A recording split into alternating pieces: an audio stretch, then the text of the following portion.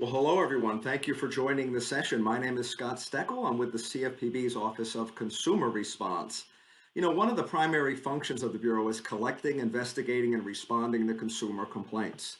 The Bureau's Office of Consumer Response maintains procedures to provide timely responses to consumer complaints and inquiries. Consumer Response also analyzes consumer complaints, company responses, and consumer feedback to assess the accuracy, completeness, and timeliness of company responses. Consumer complaints and companies' actions in response to those complaints continue to be a very important input to the work of the CFPB. Now, financial companies receive and respond to consumer complaints through what we call the company portal. The company portal enables companies to respond to their customers in a secure online environment. The portal uses the latest technologies and security protocols to maintain the safety and security of consumer and company data. The Bureau encourages banks and other financial companies to analyze the information available in each individual company portal. This provides insights to the companies on problems consumers are having with financial products and services. The data in the portal can be exported, and it also includes complaint-level consumer feedback that consumers provide about the company's response to a consumer complaint. Another excellent source of information is the Bureau's public-facing consumer complaint database. Financial companies can use the public consumer complaint database to better understand how their complaint patterns and their trends compare to others within their industry over time. Now, a couple things about the database. Complaints are published when the company responds or after 15 days, whichever comes first. And additionally, in 2020, the Bureau delivered on its earlier promise to make more sophisticated analytical tools available to the public. Today, the Consumer Complaint Database includes data visualization and trend analytics tools that build on the search, sort, filter, and export features that have been available for years. So why don't we take a few minutes and just do a little walkthrough of the public database, and I'll show you some of the tools that are available. First, how do I find the database? Well, you go to the CFPB's website, consumerfinance.gov. On the Bureau's website, you'll see a drop down for data and research. Go over to the left and you see Consumer Complaint Database. As this loads in, the first thing you'll see is you'll see a landing page, and there's some important information, things to know before you use the database. Make sure that we're providing the context to users of the data, that users understand what the data means, how it gets there. And again, some of the things that, the Bureau doesn't verify all the allegations and complaints are not necessarily representative of all consumers' experiences with a financial company. But a couple things into the data. The first thing you'll see is a map of complaints. And what we're showing you here on the landing page is just a 3-year map of complaints. You can toggle between the gross number of complaints or complaints normalized per 100,000 population. So a little bit of an idea of how you can see the distribution of consumer complaints. But let's jump in a little bit further into the database and let's view the complaint data and some of the tools that are available. As the database loads in, again, as I mentioned before, the first thing we show is recent history. You'll see on the left-hand side, this is showing 3 years of data. The Bureau's been accepting complaints since the summer of 2011. You could certainly go back and see all of the complaints. For someone that's interested, historians with us that might want to go back to the summer of 2011, or I should say a December 1st of 2011, and you can see up to 2 million total complaints. But we like to put forth more recent complaints in the 3-year. You can also go to shorter if you're more interested in just a 1-year period of time. You can see just 1 year of complaints. You can even go shorter, 3 months or 6 months. So let's just keep with the 3-year for right now to get an idea. And this here shows you again, just the distribution of the complaints by state. One of the things that I like the most when looking at the data is to go to the trends view.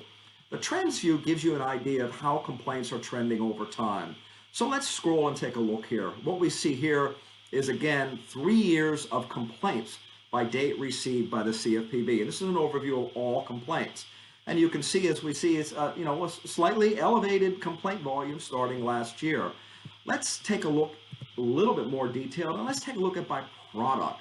This would be by the consumer financial product. This gives you a little bit more look at what types of financial products and services are consumers complaining about. And you can see here, pretty much the story has been majority credit reporting over the past year or so that it really started to spike upward.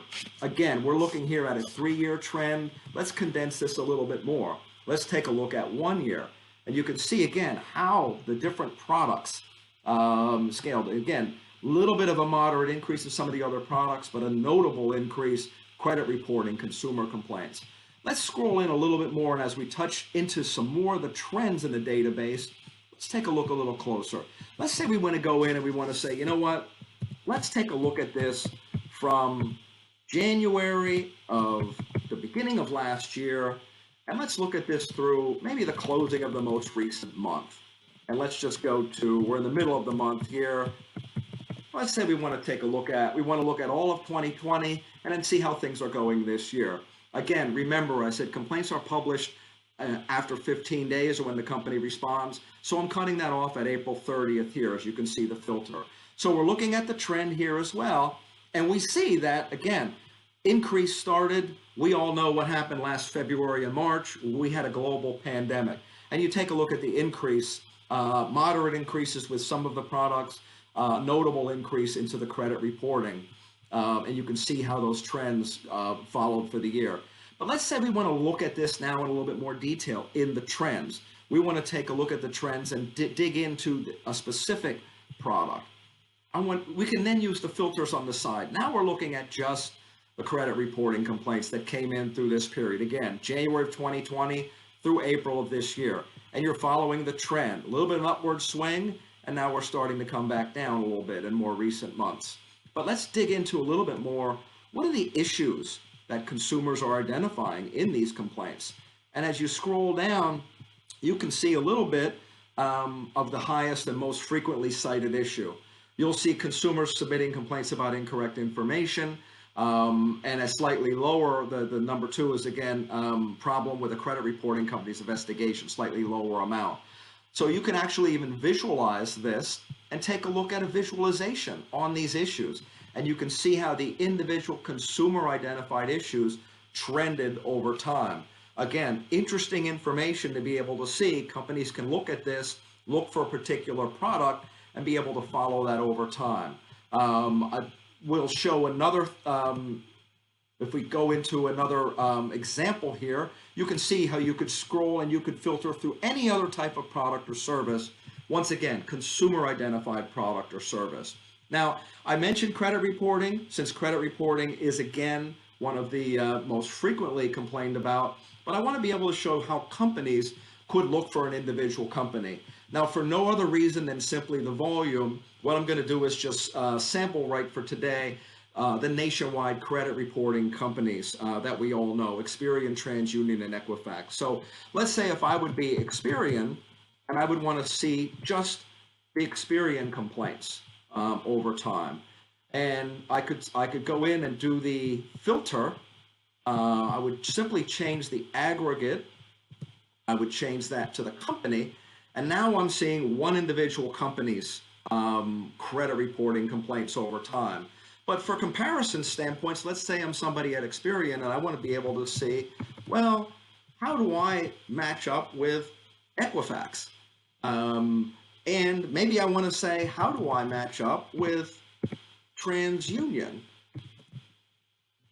And you can see by entering the company's name, now you could see how one individual company's complaint volume had tracked, and you see the tracking was sort of consistent through that. Now we've seen a little bit of deviation as we're getting into 2021. So again, interesting information for companies to look at, compliance folks to be able to see, how are my complaints being reported relative to my peers? This is just one example. Again, apologies for picking on these 3 large companies, only doing so simply from the standpoint of the volume that's in the public database.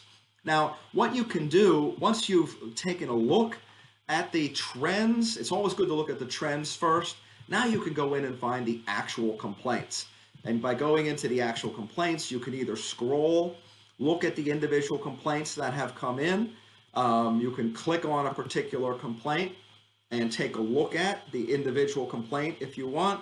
in the individual complaint, you can see information about the complaint, where the consumer's state, when the consumer submitted it, did the company respond on time, was it a timely response? Companies have done an excellent job with timely responses. Close to 99% of responses are on time.